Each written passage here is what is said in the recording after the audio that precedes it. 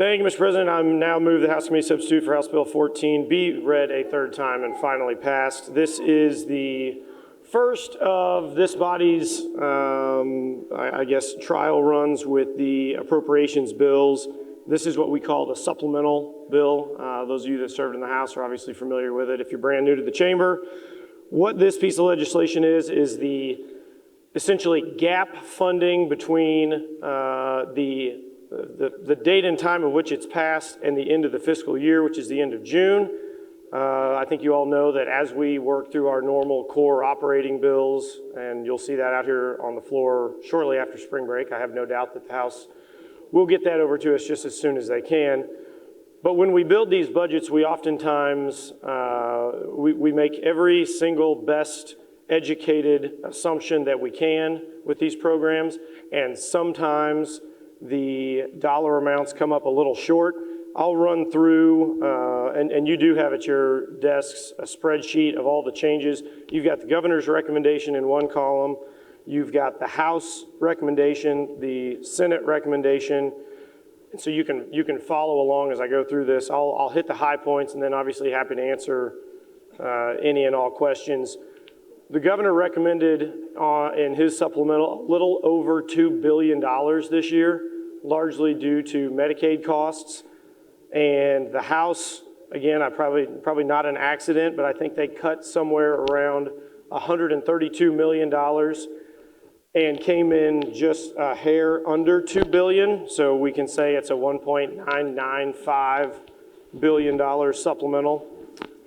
Starting in the Department of Elementary and Secondary Education, and while I'm doing this, I might just take a brief moment because some folks that I know that are near and dear to my heart who just wandered into the chamber have found a spot to sit over on the side gallery. The Superintendent of Springfield Public Schools, Dr. Granita Lathan, is here, as well as members of our Springfield Public School Board, if anyone wants to make them feel welcome real quick while I'm talking about DESE. Please provide them a warm welcome.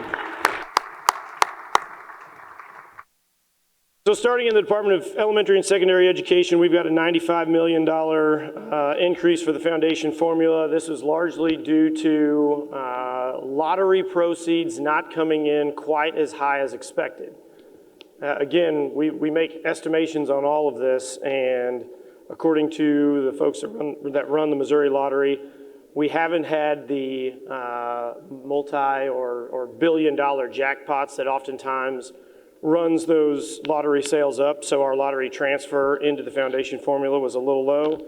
We have $62 million associated with the foundation formula due to changes in, I think everyone will remember, Senate Bill 727.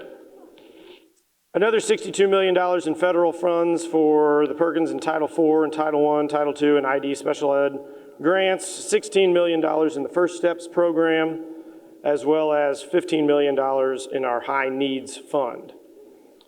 The second would be the Department of Higher Education and Workforce Development. High spot there is a $6 million supplemental appropriation for the Access Missouri Scholarship Program. You can think what you want of this, but this is a good thing because that means we've got more people going to our higher education institutions and utilizing that Access Missouri Scholarship.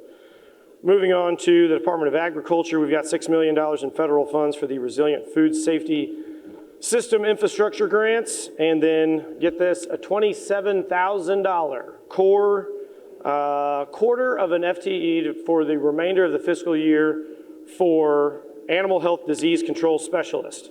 Those of you that are residing in the very far southwest regions of this state know what that's about and know what we're dealing with there, so we're trying to help out in that environment down there. In the Department of Natural Resources, we have $145 million worth of water and wastewater loan revolving program dollars. These, if you remember, this is a revolving fund that communities utilize through DNR and then ultimately pay those loans back, so it's just a revolving fund. In the Department of Public Safety and SEMA, we've got $527,000 for costs associated with the sports wagering bill that was passed by ballot initiative last summer. Right, Dana? Yes? Perfect. And $250,000 in training and enforcement on the federal immigration laws. In the Department of Corrections, we've got about a $21 million offender healthcare contract increase. no secret to anyone. I think you've even noticed this on your state health insurance. All those costs are going up, and when we talk about the Department of Corrections, we've got a little over a $20 million increase there. In the Department of Mental Health, we've got $82 million for utilization increases, $27 million for overtime compensation for those folks that are pulling those extra hours, oftentimes in our 24/7 facilities, and a $2 million medication, environmental goods, and services cost increase. In the Department of Health and Senior Services, we've got a $95 million consumer-directed services for in-home care services, which again, that's just increased utilization in that program, and $14 million worth of grants for our AAAs. Lastly, on the sheet that I'm running through right now, we've got the Department of Social Services. This is our Medicaid system. Almost $1 billion worth of Medicaid cost to continue. It's $941 million. We've got $103 million on the summer EBT program for children and $7 million for child services through qualified residential treatment programs. Just keep in mind that total Medicaid budget in this supplemental is $1.2 billion, only $60 million of which is GR. That runs through kind of the high points on this House Committee Substitute House Bill 14. And I guess I should mention, the Senate has not made any changes. We worked with the House and that committee substitute. We have not made any changes, so this is the last step in the process for this bill before it goes to the governor and the state of Missouri can continue to pay their bills through the end of the fiscal year. So with that, I would be more than happy to entertain any questions from the body. Thank you, Mr. President.